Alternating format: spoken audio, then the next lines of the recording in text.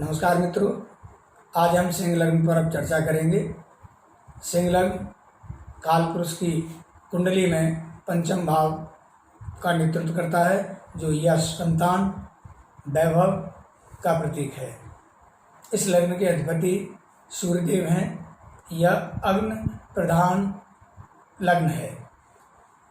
यह पूर्व दिशा में बली है, शीर्षोदय राशि है और यह राशि विशेषकर वीरान स्थानों, जंगलों का नेतृत्व करती है। इस लग्न के जातक शारीरिक रूप से बहुत बलिष्ठ और प्रभावशाली होते हैं। इनमें वैभव को प्रदर्शित करने की और थोड़ा सा इस संदर्भ में बढ़ा चढ़ाकर आडंबर करने की बुराई भी पाई जाती है, लेकिन ये दिल के बहुत अच्छे होते हैं। यह सत्कर्मों के साथ ही अपने जीवन को व्यतीत करते हैं। निम्न कोटि के कर्मों से इनको हमेशा नफरत रहती है। इस लग्न में सूर्यदेव नवम भाव में सर्वोत्तम फल देते हैं। इस लग्न के कारक ग्रहों में मंगल और शुक्र हैं। यह जानकर आपको आश्चर्य होगा कि इस लग्न में मंगल और शुक्र हैं, बृहस्पति क्यों नहीं? हाँ, बृहस्पति यदि पंचम भाव में है तो ज्ञान विद्या उसका सुख देगा, लेकिन वह राजयोग नहीं करेगा, कोई राज सत्ता का सुख नहीं देगा। इसमें मंगल और शुक्र राजयोग बनाते हैं। यदि मंगल चतुर्थ भाव में आ जाए तो श्रेष्ठ राजयोग करता है।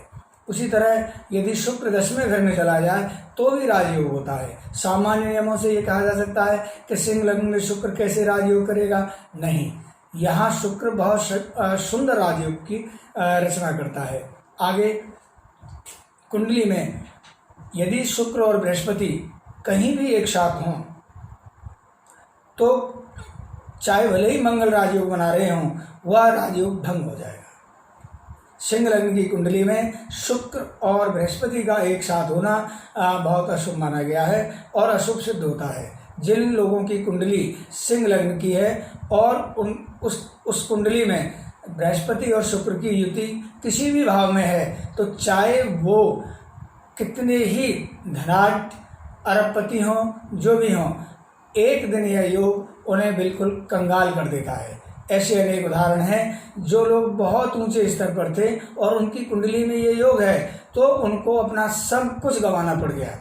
तो बृहस्पति और शुक्र की युति इस लग्न में बहुत नुकसानदेह होती है, बहुत नुकसान पहुंचाने वाली होती है। तो इस चीज़ को देखिएगा। और इस लग्न की हम कुछ ऐसी बात हमें बताने जा रहे हैं जो बहुत सावधानी बरतने वाली है। सिंह लग्न में राहु केतु की स्थिति का देखा जाना बहुत जरूरी है।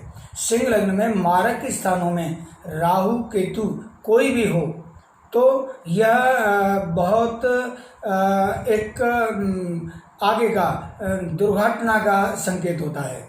यदि मारक भावों में राहु केतु हैं कुंडली में तो ये तय जान लीजिए कि कभी भी व्यक्ति दुर्घटना का शिकार होकर अकाल मृत्यु को प्राप्त हो सकता है।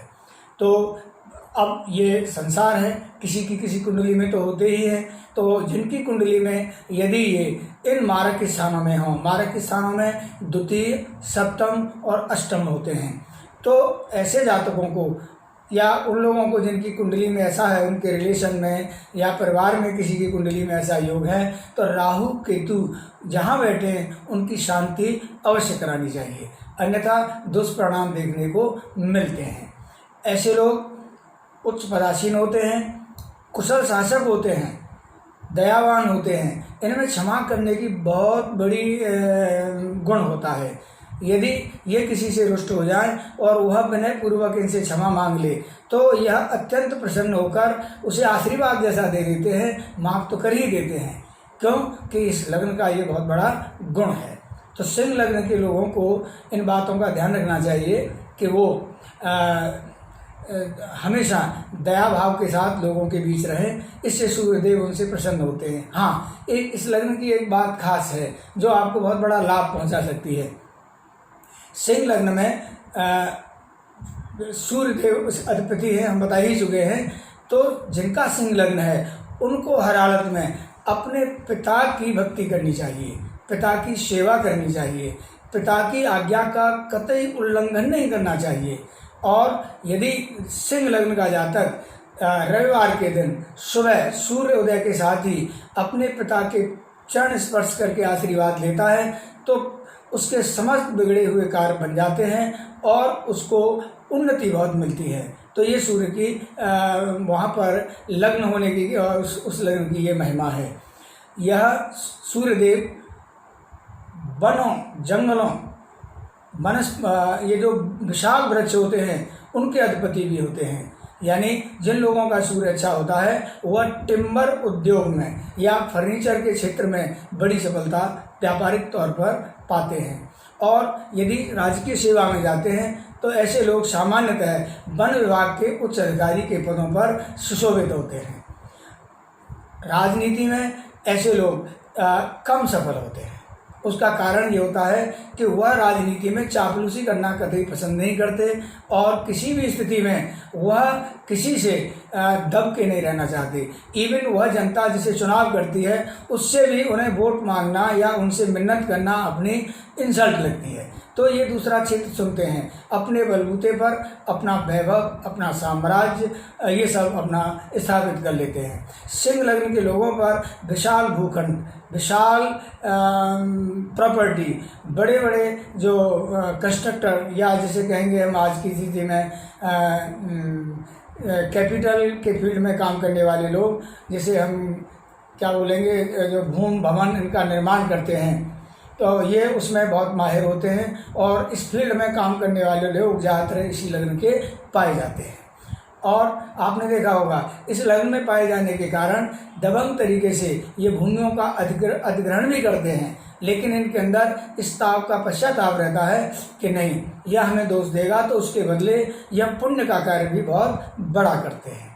तो इस प्रकार सूर्य लग्न जो है यानी जो सिंह लग्न है वो हर तरीके से अपने आप में प्रखर लग्न होता है और अग्नि तत्व की प्रधानता होने के कारण ऐसे लोगों में हमेशा ऊर्जावान और उससे भरे रहते हैं। हाँ, ऐसे लोगों को कभी क्रोध नहीं दिलाना चाहिए, अन्यथा क्रोध की स्थिति में वो तात्कालिक बहुत बड़ा नुकसान कर देते हैं व्यक्ति का, बाद में भरपाई भी करते हैं क्योंकि यह दयालु बहुत ज़्यादा होते हैं, जैसा कि हमने आपको बताया है। इस लग्न में सबसे बड़ी बात यह है कि लग्न सूर्य का जरूर है, लेकिन जातक को चंद्र की आराधना करने से यानी सोमवार का व्रत करने से बहुत बड़ा लाभ मिलता है। सिंह लग्न के लोगों को सोमवार का व्रत रखना चाहिए, इससे उनकी सारी कठिनाइयाँ दूर हो जाएंगी।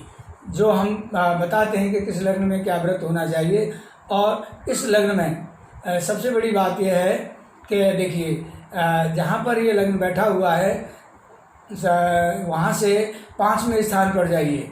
सिंह, कन्या, तुला, वृश्चिक, धनु यानी बृहस्पति का स्थान उसने ले रखा है। तो ऐसे लोगों को इष्ट के रूप में भगवान विष्णु या कृष्ण की आराधना करनी चाहिए। और व्रत हम आपको बता ही चुके हैं कि चंद्रमा का यानी सोमवार का व्रत रखने से इनके समस्त बिगड़े कार्य बनते हैं, इनकी समस्त बाधाएं दूर होती हैं और इनको बहुत बड़ा आशीर्वाद चंद्रदेव का मिलता है। इस तरीके से सिंह लग्न पर मेरी ये संक्षिप्त ही व्याख्या है, क्योंकि विस्तार बहुत ज़्यादा है जिसको एक ही इस तरह के वीडियो में नहीं बताया जा सकता। मित्रों, इससे पहले के वीडियो को मेरे वीडियो जो देखते हैं उन प्रेमियों ने बहुत मैं उनका कृतज्ञ हूँ, आभारी हूँ कि उन्होंने बहुत प्रशंसा की। लेकिन एक छोटी शिकायत ये भी की कि पहले वाले वीडियो नंबर 4 में मेरी आवाज़ बहुत कम थी, तो उसकी वजह थोड़ा कैमरा दूरी पर होने से और थोड़ा आवाज़ वाकई में थोड़ी कम थी, तो मैंने फिर भी उस वीडियो को बना दिया जिससे कि आपको लाभ पहुँचे।